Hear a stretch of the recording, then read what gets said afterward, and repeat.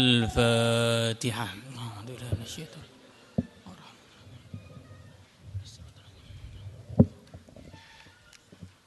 الفاتحة.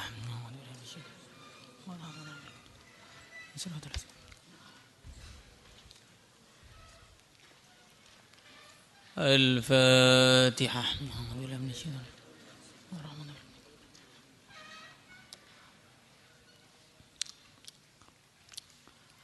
بسم الله الرحمن الرحيم. وخرج أبو يعلى بإسناده عن أنس رضي الله تعالى عنه قال قال رسول الله صلى الله عليه وسلم ما min abdin, tidak ada seorang hamba pun qala yang dia mengucapkan la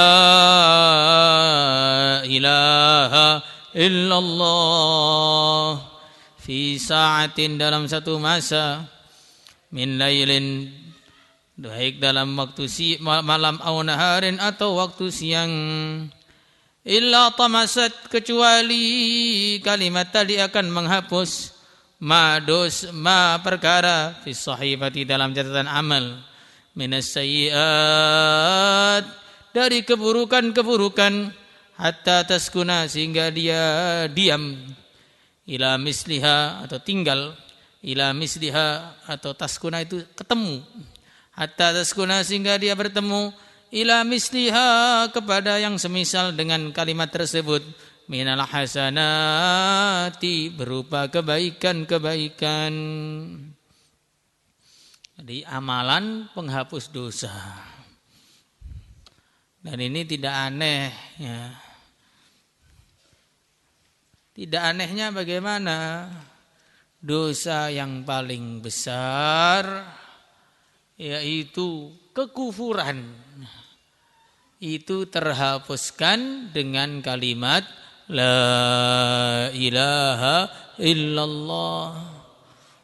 Maka dosa yang lebih kecil daripada itu tentu bisa dihapuskan dengan kalimat ini.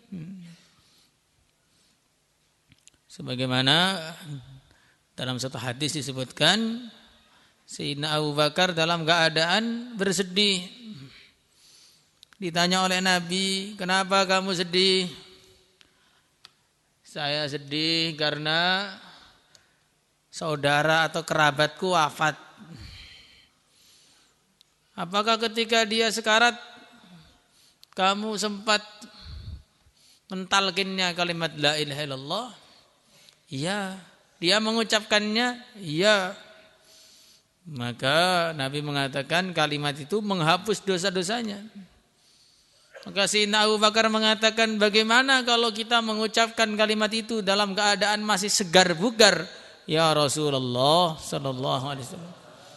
Maka beliau mengatakan, hiya ahdamu lidunubihim, hiya ahdamu lidunubihim. Kalimat itu akan lebih menghancurkan, lebih membersihkan, lebih menghilangkan dosa-dosa ketika diucapkannya ketika masih sehat. Jadi kayak penghapus begitu.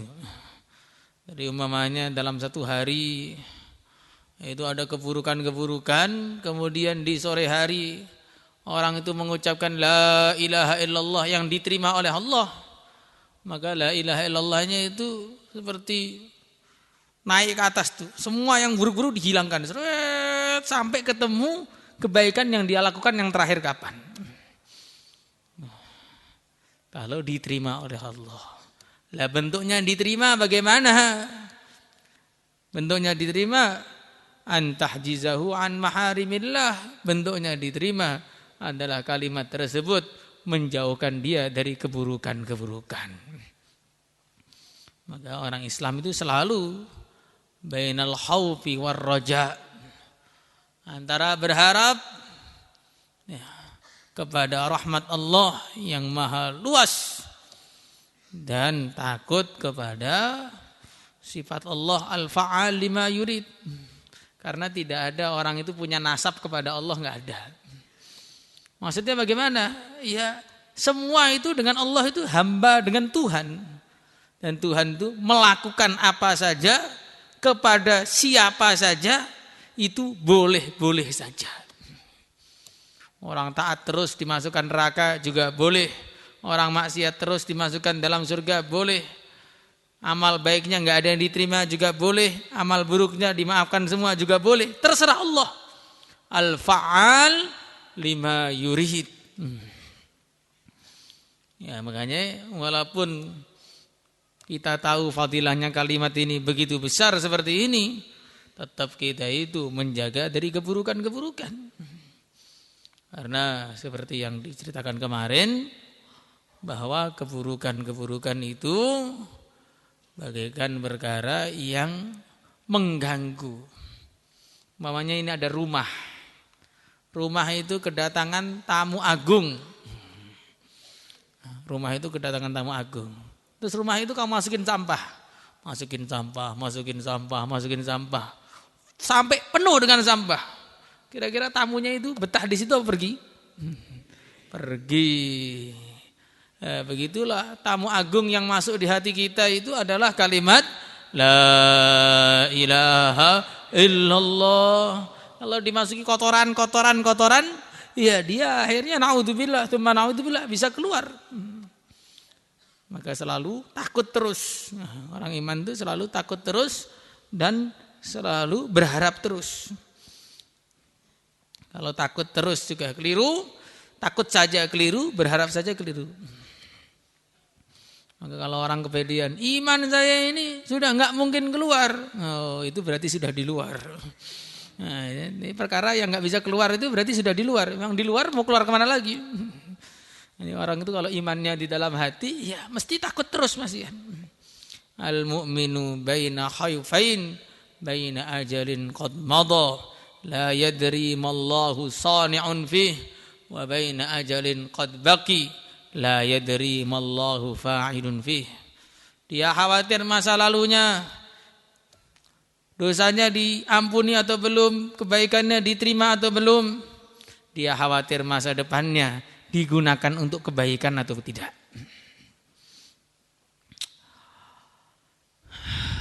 La ilaha illallah. Wa kharraja at-Tabarani wal Baihaqi fi Syu'ab, Syu'abul Iman, bi isnadihi ma'an ibn Umar radhiyallahu ta'ala anhuma qala qala Rasulullah sallallahu alaihi wasallam, Laisa ala ahli la ilaha illallah, tidak ada bagi ahli la ilaha illallah wahsyatun, kekhawatiran, ketakutan, fi kuburihim, di kubur mereka, wala mansyarihim, tidak pula di dalam tempat kebangkitan mereka. Ini ahli la ilaha illallah maksudnya bagaimana? Bukan hanya orang yang sudah mengucapkan la ilaha illallah saja, tapi orang yang begitu akrab dengan kalimat ini. Hari-hari dia mengucapkan kalimat ini, hari-hari merenungi maknanya kalimat ini, tidak pernah lupa dengan kalimat ini. Jadi orang itu kalau gak pernah lupa dengan la ilaha illallah, maka diperintah yuk berangkat terus. Nah, saya ini hambanya Allah kok gak berangkat bagaimana? Dilarang ya gak berangkat. Saya ini hambanya Allah, dilarang kok masih jalan terus bagaimana? Nah itu ahli la ilaha illallah, ingat terus. Enggak seperti sampai ada seorang ulama ketika mau wafat ditalkin, Qul la ilaha illallah. Maka beliau mengatakan, loh kamu apa ngira saya lupa dengan kalimat ini? Saya ini enggak pernah lupa dengan kalimat ini, enggak usah kamu talkin. Dalam hati saya la ilaha illallah terus. Nah, kalau kita ini kok mau mati, pas hidup aja dipimpin la ilaha, kok ketiduran? Ini beda. Makanya ahli la ilaha illallah itu yang selalu mengucapkannya, mengingatinya, merenungi maknanya, menzikirkannya, serta juga mendakwahkannya. Sebagaimana Nabi mengatakan, ayyuhan nas qulu la ilaha illallah tuflihu, mendakwahkan kalimat la ilaha illallah. Itu namanya ahli la ilaha illallah. Orang yang betul-betul ahli la ilaha illallah tidak akan ada ketakutan di kubur mereka. Itu sempurnanya ahli la ilaha illallah maksudnya ini. Ya, semua orang yang sudah mengucapkan la ilaha illallah ya ahlu la ilaha illallah. Hakikatnya ahlu la ilaha illallah kayak tadi itu. Dan di kubur itu baitul wahsyah julukannya. Sendirian, tidak ada anak, tidak ada istri, tidak ada teman, tidak ada ayah, tidak ada ibu. Omahirana lawangi turu ijen ora ana bojone. Agak susah pakai bahasa Jawa kadang-kadang. Enaknya bahasa Arab. Jadi seperti itu. Tapi ketika orang itu sudah ada la ilaha illallah, maka di kubur yang gelap itu enggak ketakutan. Karena kubur dia enggak sama dengan kubur lain. Kalau kubur lain gelap, kubur dia terang. Kalau kubur lain sempit, kubur dia lapang. Kalau kubur lain banyak ular, di situ penuh dengan macam-macam kenikmatan. Makanya bagaimana mungkin dia takut? Enggak takut. Wala man syarihim, dan tidak pula ketika dibangkitkan. Bangkit itu semua orang takut semua. Bentuknya umat berbeda-beda. Maka ketika di situ ahli la ilallah enggak takut. Wa ka'anni, seakan-akan aku melihat. Mungkin beliau melihat langsung karena ditampakkan oleh Allah. Ila ahli la ilaha illallah, kepada ahli la ilaha illallah, wahum, sedangkan mereka yang fuduna, mereka mengisbah-isbahkan, mengibas-ngibaskan at-turaba, debu, an ru'usihim, dari kepala-kepala mereka. Wa yaquluna, dan mereka mengatakan alhamdulillahilladzi adhaba 'annal hazan. Alhamdu, segala puji lillahi, bagi Allah, alladzi, Allah, adhaba, yang telah menghilangkan, anna, dari kami, al-hazana, kesusahan. Berarti ahli la ilaha illallah itu di dunia banyak susah. Banyak susah untuk agama. Susah ngaji harus 10 tahun. Susah tiap hari harus nulis Bukhari. Susah absen 17 kali. Rambut baru nongol sedikit sudah dibabat. Baru tidur enggak nyenyak sudah ada air-air yang datang walaupun belum hujan. Mereka sudah susah. Susah di dunia, gembira di akhirat. Alhamdulillahilladzi adhaba 'annal hazan. Jadi kalau orang ahli la ilaha illallah itu di dunia banyak mereka susah, tapi di akhirat gembira. Tapi sebaliknya orang-orang ahli neraka, dzalikum bi annakum kuntum tafrahuna bil ardi bighairil haqq. Ahli neraka itu di dunia sudah terlalu banyak gembira. Di dunia gembira terus, di neraka tinggal susahnya. Kalau ahli la ilaha illallah di dunia mungkin dia sedih, susah menghadapi macam-macam ujian, macam-macam cobaan, macam-macam rintangan, macam-macam halangan. Tapi di surga dia masuk dengan penuh senyuman. Allahumma ja'alna minhum. Karena sebagaimana dalam satu hadis dikatakan, Allah tidak akan mengumpulkan antara dua rasa takut kepada seorang hamba. Kalau dia takut di dunia, maka nanti di akhirat gembira. Kalau dia di akhirat, di dunia sudah enggak takut, di akhirat takut terus.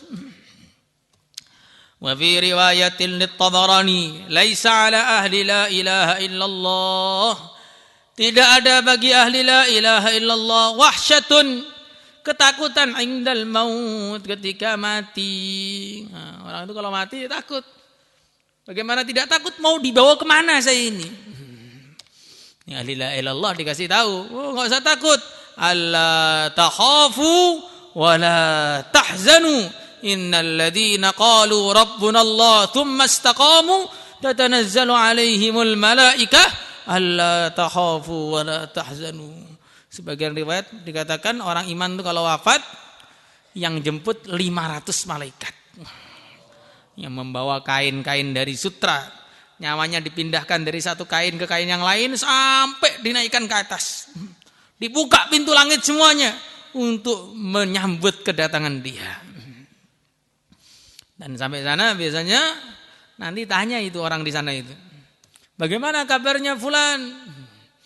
Jadi kalau di dunia berita itu orang mati, tapi kalau di akhirat beritanya ada orang datang.